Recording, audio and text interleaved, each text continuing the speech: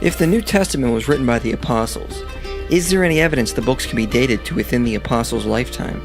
And is there any evidence they were written by the people who they are credited to? We've already discussed the oral tradition of the New Testament, and that it can be reliable even up to the late dates of the Gospels. But are not some of these dates too late to have been written by the actual apostles? Well, first, we need to discuss why many historians date them so late. The main reason is based on a twofold argument. First, Mark is assumed to be the first Gospel, because it is the shortest. Matthew and Luke are said to be based off of Mark, so they must have come later. And John came last from an independent source.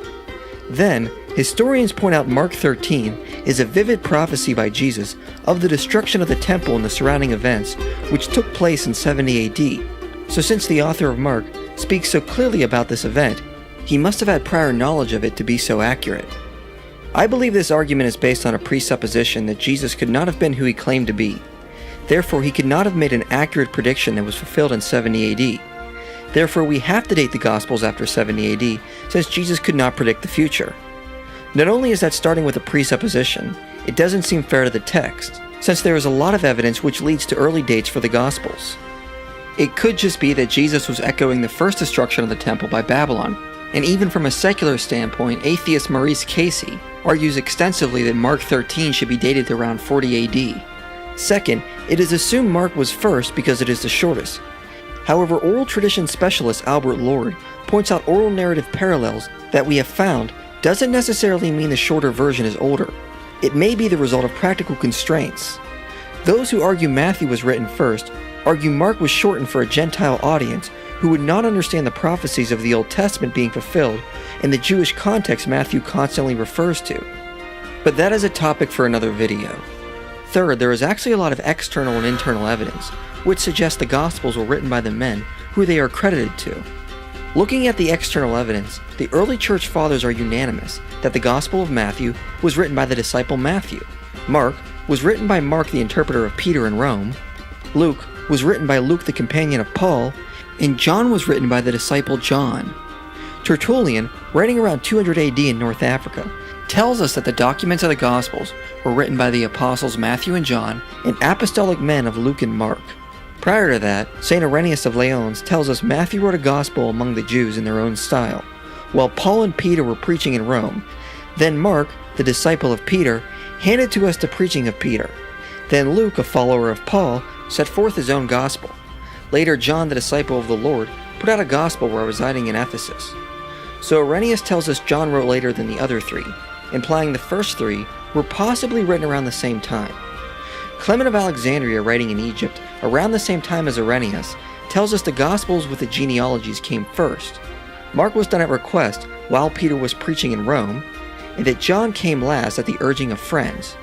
So we get the same idea that Irenaeus tells us, that the first three were written around the same time, and John came last.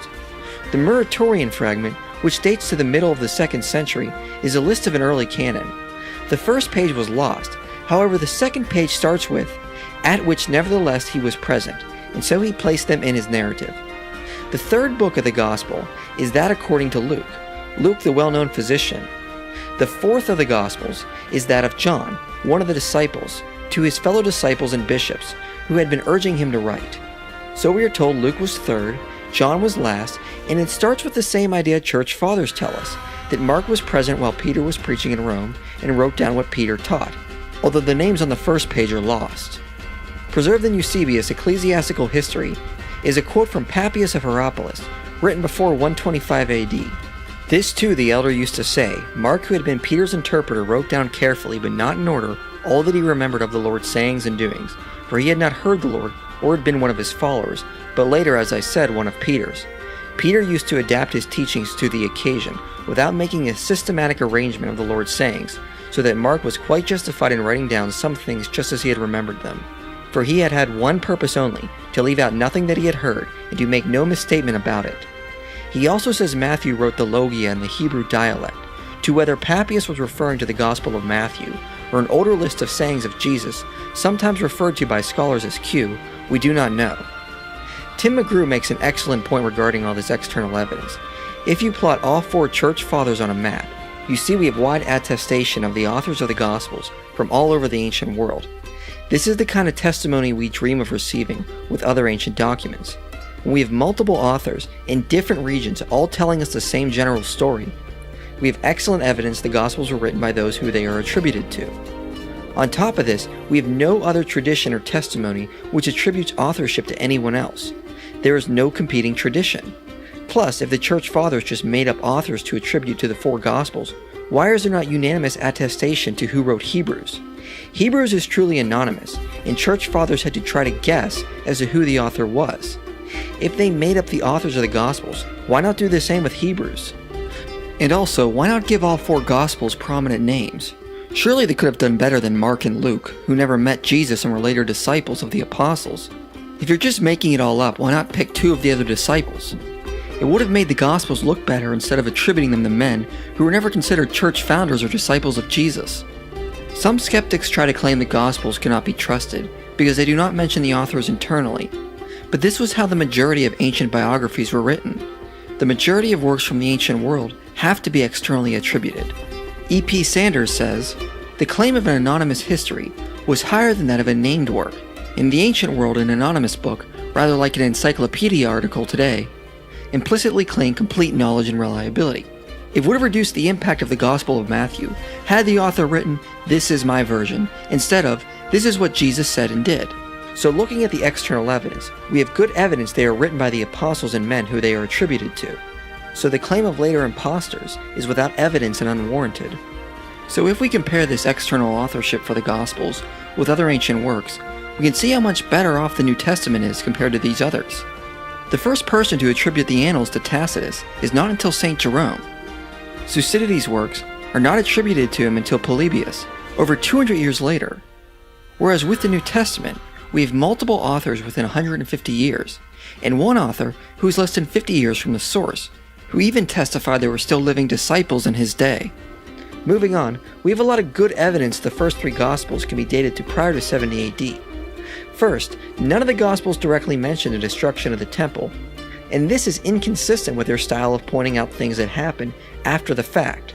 For example, when all four Gospels mention Judas for the first time, they all make the note that he later became a traitor. So when the Gospels talk about past predictions or events, they are keen to mention the later effects, like that Judas would later become a traitor. In Acts 11, Luke mentions the prediction of a coming famine, then notes this happened during the reign of Claudius. In John chapter 2, we see a conversation between Jesus and the Jews, where Jesus speaks of raising up his body after 3 days. In verse 22, John mentions what Jesus was speaking about was when Jesus was raised from the dead. All these examples indicate that when the Gospels mention something spoken in the past and having been fulfilled by the time they were writing, they would mention that it had already taken place. However, it is clear Jesus predicted the destruction of the temple as recorded in Matthew, Mark, and Luke. They simply mention that Jesus predicted this, yet do not indicate it has already happened. This seems inconsistent with their style of mentioning when something was fulfilled or later occurred by the time they wrote, especially with Matthew, who loved to mention Old Testament passages that were fulfilled in his lifetime. Second, the language of the Gospels and Acts indicates they were written in a pre-persecution time. In 64 AD, the first great Christian persecution began. Christians were fed to wild animals, burned alive, tortured, and crucified. Because of this, anti-Roman works like the Revelation of John and the forged Apocalypse of Peter were produced, which didn't paint Rome in a good light or speak well of their persecutors later in hell. Scholars note these works represent the anguish Christians were feeling during and after great persecutions, and the new anger they now had for the Roman persecutors. However, in the Gospels and Acts, we do not see the same attitude towards Rome. Luke often paints Romans in a good light, such as a Roman who rescued Paul from dying at the hands of Jews, and another later treating Paul kindly, as well as a Roman centurion who comes to Jesus for help. Mark portrayed a Roman centurion as one of the few at the cross who understood Jesus was the Son of God. Rome is never really made out to be the enemy in the Gospels or Acts, but the focus is more on the Jewish sects, who were persecuting them long before Rome started. Thus, this indicates an early dating for these documents. Third, external and internal evidence both indicate Matthew was writing to a Jewish audience. However, the destruction of the temple in 70 AD wiped out the large Jewish population and scattered the remaining. If Matthew was written after 70 AD, to whom was he writing? There lacked a centralized group his gospel would have been directed at. Furthermore, Matthew mentions details that would only matter to a Jewish population still centered in Jerusalem, such as the field Judas hanged himself in. John Wyndham says, "Some of the apologetic, like the account of the suicide of Judas and the account of the guard at the tomb, seems of no great theological significance, yet of particular interest to those who frequented Jerusalem. It makes more sense Matthew was writing a gospel for Jews in Judea prior to 70 AD. Fourth, in Jesus and the Eyewitnesses, Richard Bauckham cites evidence that many elements of Mark fit with a community prior to 70 AD. One aspect pointed out is the Gospels are filled with names, which represent an authoritative list of witnesses people could question to verify the Gospel accounts. However, in many places in the Synoptic Gospels, many key eyewitnesses are left anonymous. Scholars like Gerd Thiessen and Craig Evans point out key witnesses were left anonymous for their protection, since they still could have been prosecuted by the Jewish authorities. For example, in Mark, we are told someone cut off the ear of a soldier in trying to protect Jesus, and in retelling of the story, he is left anonymous for his protection, since if his name was told, the Jewish authorities, who still had power in Jerusalem, could arrest him for attacking a soldier. However, by the time John is written, we find out it is Peter, thus telling us that by the time John was written, which is the last gospel, keeping Peter's identity secret was no longer necessary, as by this time the Jews had lost their power in Jerusalem. Thus the Passion narrative in Mark must be placed prior to 70 AD. As Gerd Thiessen says, only in Jerusalem was there a reason to draw a cloak of anonymity over followers of Jesus, who had endangered themselves by their actions. The date could also be pinpointed. Parts of the Passion account would have to have been composed within the generation of the eyewitnesses and their contemporaries, that is, somewhere between 30 and 60 AD. Bauckham cites several other examples that Mark keeps anonymous for their protection, telling us parts of Mark were written early, and while the Sanhedrin still had power in Jerusalem. Fifth, and most importantly, look at how the book of Acts ends. The final section is a build-up to Paul's trial in Rome. Several chapters are spent building up for Paul to head to Rome and face trial. However, Acts ends with Paul arriving in Rome and the statement, he lived there 2 years at his own expense. There is no mention of his trial or if he was ever released or not. The climactic build just ends without a payoff. It is agreed Paul arrived in Rome in 60 AD based on the fact that Acts mentions a change in procurator from Felix to Festus, which dates to 59 AD. Acts records it was Festus that sent Paul for trial in Rome. Thus, if Acts ends 2 years later with Paul still waiting for trial in Rome, it would seem that is when Acts was completed. Otherwise, why would Luke build up to a climactic trial only to leave his readers guessing if Paul was released or not? Tradition teaches Paul was released at this time, so it would have been the perfect note to end on, and Paul was finally released and headed back out to preach the gospel once again, as the Lord instructed. So the likely possibility is that Acts was completed before the trial, which probably disappointed his readers, but is good historical data for us today. Luke also begins Acts by mentioning this is his second book. Therefore, his gospel would have been written before Acts and before 62 AD. This would imply Mark was also written earlier, since Luke was mostly based off of Mark. Thus, we have plenty of evidence that at least the first 3 Gospels and Acts were written before 70 AD and even before 62 AD. Therefore, from internal and external evidence, we can estimate when they were completed. Church fathers tell us Mark was written in Rome and is the account of Peter's preaching. Emperor Claudius expelled the Jews from Rome in 49 AD, but the decree would have ended in 54 AD when Claudius died. This would have allowed Peter and Mark to go to Rome and preach. However, Peter probably didn't go to Rome right away, since Paul's letter to the Romans, which is dated to 56 AD, doesn't mention or greet Peter. Yet Paul greets dozens of others by name. It is unlikely he would have left Peter out. Thus, Mark was most likely written after 56 AD, when Peter would have arrived, so probably between 57 and 60 AD. Luke mentions he gathered sources for his gospel in the first chapter, which most likely would have happened while Paul was in prison under Felix in Judea. This would have allowed Luke to acquire the sources for his gospels by speaking and meeting with the early church. However, internal evidence indicates Luke relied heavily on Mark. Therefore, completion would not have happened until Paul and Luke arrived in Rome, where we could draw from Mark the account of Peter and his own sources to finalize a gospel between 60 and 62 AD, as well as write Acts. Now, Eusebius cites a tradition that Peter went to Rome in the 40s under Claudius to deal with the heretic Simon Magnus. It is possible Mark was with him there, and Mark could have written as early as the 40s. This would tentatively move Luke back as well. However, neither of these are necessary and it lacks extensive data.